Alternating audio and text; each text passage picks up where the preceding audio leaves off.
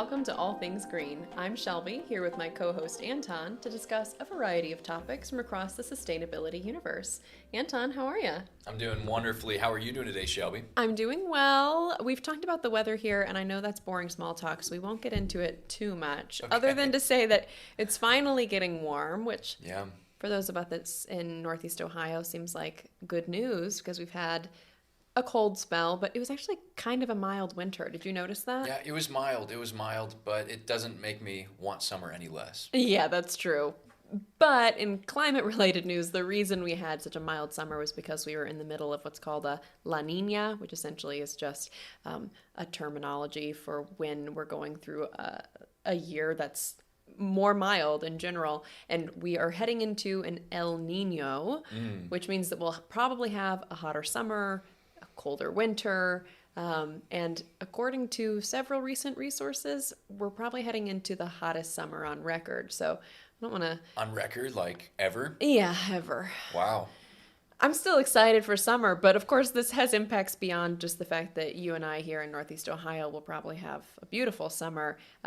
It also means globally, like more heat-related deaths, more extreme weather events in general, and someday down the line, a little further, probably more climate migration. So yeah, that makes a lot of sense.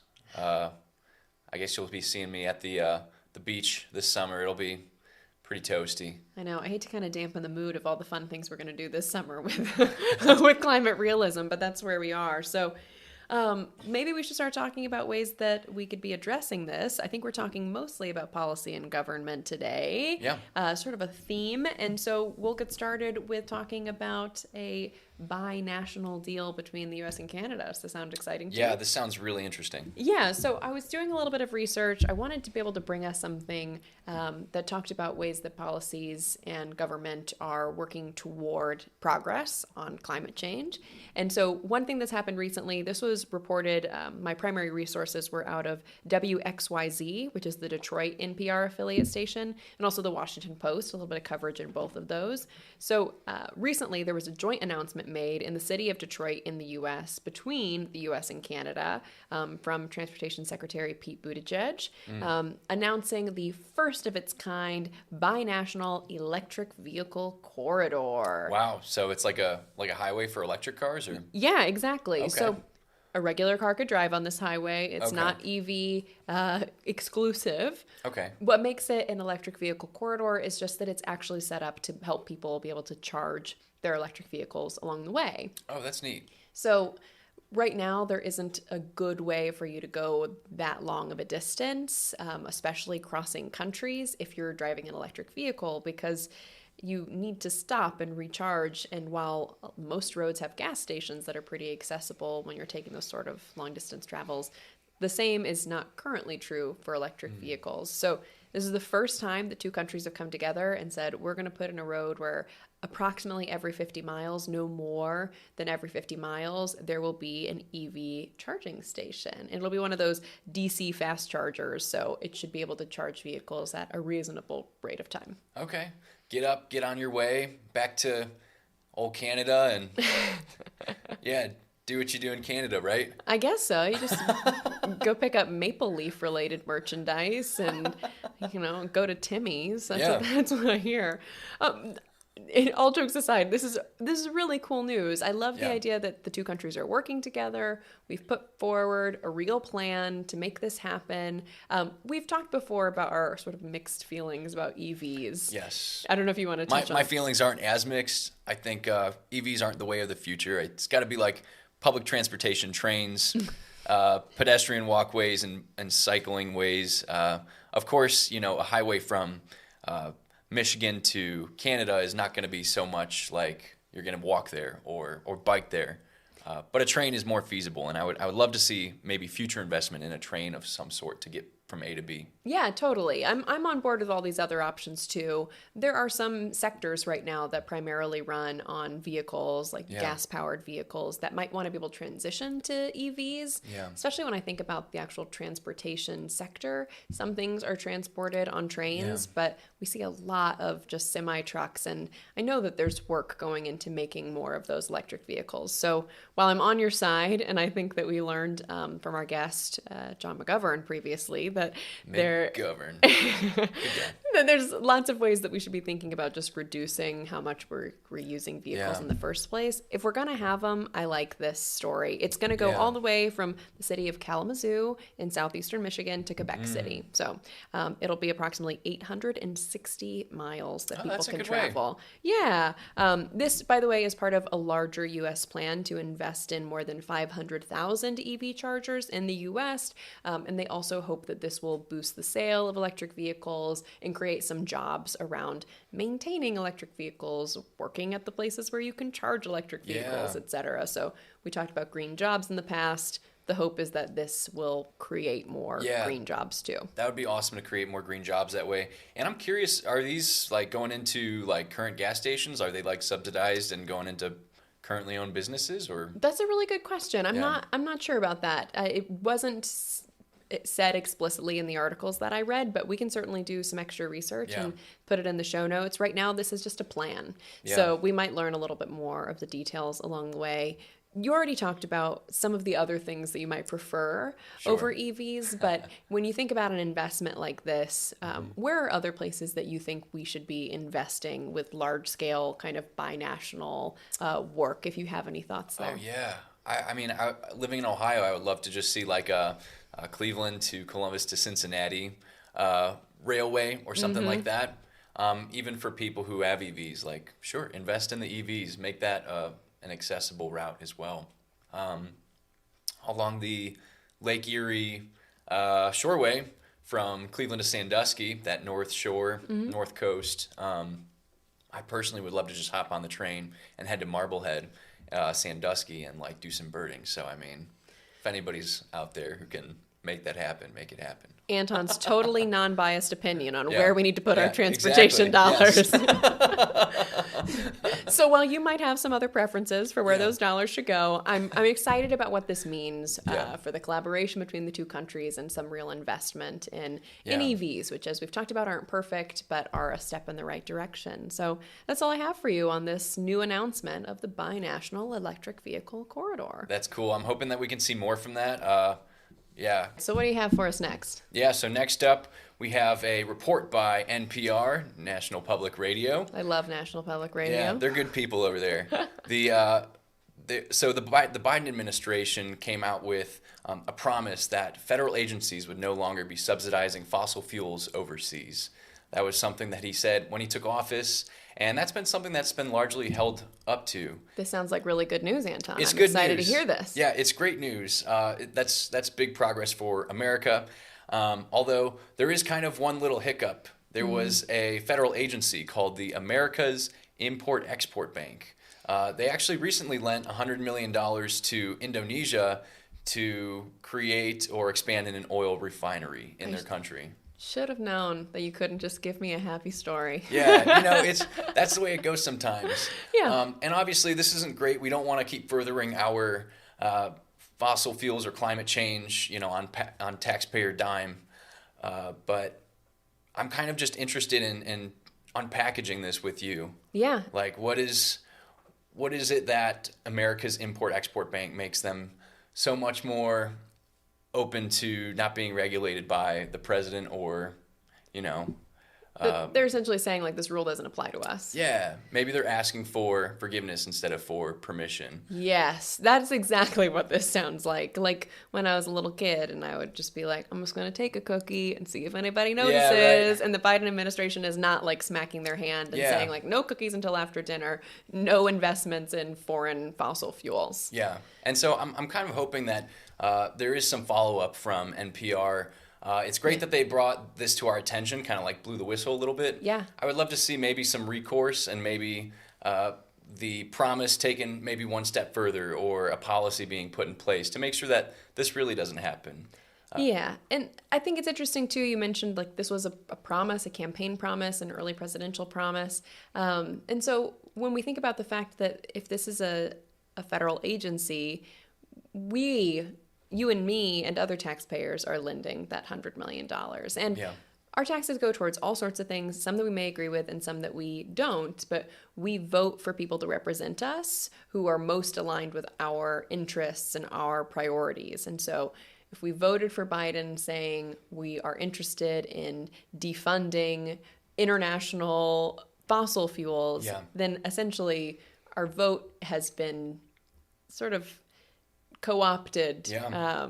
by an agency that says we don't really care what you Yeah. prioritize. We're going to do what we want to do. There needs to be a little bit more oversight there, and not to mention spending hundreds or $100 million on subsidizing fossil fuels probably doesn't really agree with the UN climate goals. Absolutely. Things that would get us closer to keeping Earth habitable. So that's all that I have for you there, Shelby. Yeah, it's a good update. I hope that we can keep our viewers updated more on this as it progresses. Absolutely. We'll have to be the whistleblowers going forward if we see other agencies that are making these kinds of investments. So thanks for bringing it to our attention and thinking 100%. through how we, the taxpayers and the voters, can really stay up to date on what happens with the promises that are made to us. 100%. All right. Well, you want to move on to our final Policy and Gov segment for the day? Yes, I would love to. Okay, great. So this mostly came out of an article from the Washington Post. That's my main resource for today. So in May of 2023, the U.S. Senate voted to remove protections for the northern long-eared bat. Have you ever seen a picture of this bat? I think I actually have. I had a little bit of a bat phase. So. How does that not surprise me? Listen, I love furry creatures of all kinds. Bats are the squirrels of the sky, really, and I love little creatures like that. This bat in particular is very cute and very small. So it's also endangered, probably more importantly. Yeah. And so the Senate has decided to overturn its status as, or really I should say remove the protections from it as an endangered species. Yeah. And there's a lot to go into with this. So I'm going to kind of talk at you, but just feel free to interrupt as we go. So first of all, why? Why would the Senate care about this one bat, right? That seems like the obvious question. Yeah. It's because of the timber industry. So when you protect a species, you're normally protecting their habitat because they need a place to live and make more of themselves. But this bat exists in 37 states and they live in forests. And so the timber industry says these bats, the protections on the bats, are getting in the way of our progress in doing our job. We don't want to delay logging activities because we're not allowed to log in the vicinity of these bats. That makes sense? Yeah. So that's where they're coming from. That's specifically being lobbied by the Federal Forest Resource Coalition. Wow. And they specifically worked with a Republican from Minnesota to introduce the resolution to the GOP-led House. So the House passed immediately the overturning of this. But the surprise for me was that it also passed in the Senate, as we said. Yeah, that's interesting. Yeah, the Senate does have the majority in the House, or the Senate does have the majority of Democrats. Democrats have the majority in the Senate, is what I really was trying to say. Yeah. But two Democrats, Joe Manchin and Amy Klobuchar, both voted in favor of removing these protections. Wow. And Amy Klobuchar is from... she's from Minnesota. Yeah, and okay. Manchin's So from... it makes sense. Yeah. West Virginia. West Virginia. So what do you know about those states? What stands out to you? The comparison between West Virginia and Minnesota. Well, I'm sure that they're both heavily involved in logging and timber. So. Exactly. That's a bummer. It's a bummer. And actually, Amy Klobuchar has like a 90% rating from the American Conservation League. So she's normally really interested in conservation. So this was sort of a difference for her to decide to vote in favor of removing these protections, whereas we see this more from Manchin on a regular basis. He's a more in the middle of the road Democrat in the Senate, and has always been really protective of the industry in his state. I also want to talk about like why they're deciding to overturn this, or like what their argument is. So the advocates who want to remove the protections say that actually the big deal for these bats isn't that they don't have anywhere to live.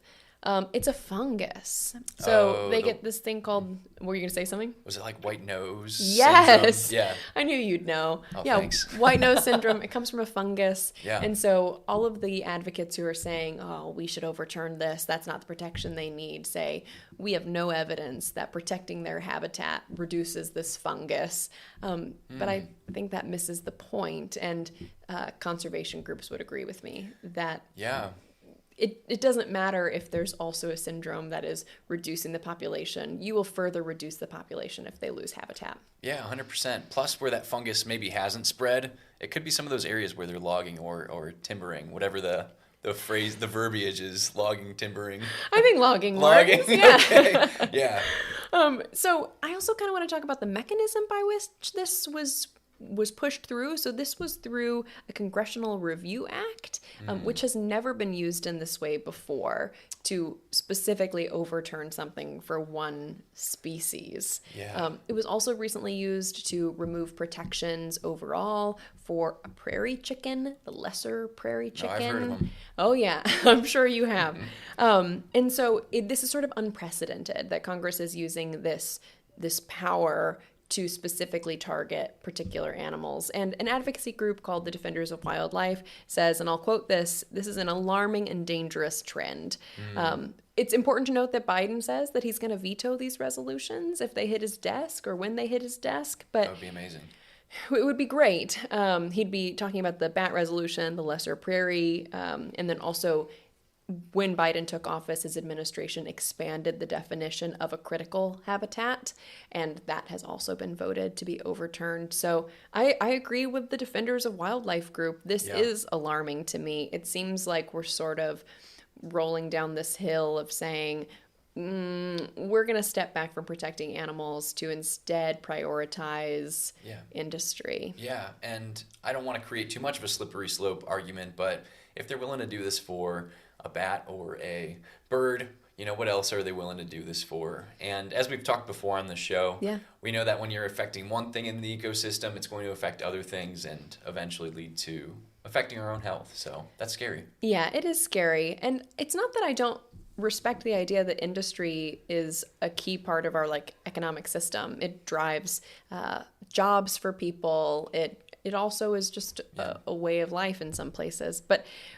we need to be able to balance the idea of protecting, because we've talked about this even last week when we talked about the salmon and how we were finding protections in Seattle. Am I right? Yes, you're right. To protect salmon because we recognized that they themselves sort of have a right to exist, but they're also part of this larger ecosystem. So when salmon are failing to reproduce, to create more salmon, to thrive, that affects people and their ability to eat. It affects the quality of the water system. Yeah. And the same can be said for these bats. So you're living in a forest and bats are eating the bugs. They are a key part of the ecosystem of those forests, and one species really does have an impact. And I've actually been told it gets pretty buggy in the summers there in Minnesota, so you want to keep those bats around. I think so too. I love a good bat. When I lived in Austin, there was this huge population of bats that lived under all of the bridges. Yeah. And people would literally come to Austin to see the bats that would come out when the sun went down from under the bridges. Millions of them would fly into the sky, and it was the most glorious thing to watch. So that's what comes to mind for me when I think about them. Not the same species of bat, but just they themselves have a right to exist, and I want us to protect them. So here's hoping that Biden is able to veto all of these resolutions and make sure that we continue to protect these animals because they're a key part of our ecosystem. That sounds great. Yeah. Awesome. Well, do you want to tell our audience how they can keep up to date with us? I would love to. Great. If you'd like to stay connected to us, be sure to follow us on Instagram and TikTok at One Planet Media. That's ONE1. And if you'd like to rewatch full episodes, check out our YouTube channel, All Things Green Show. You can find all of our sources from today's episode in the show notes. We'll be back at the same time next week to bring you more news. Thank you for being a part of the global sustainability movement. Felt short to me.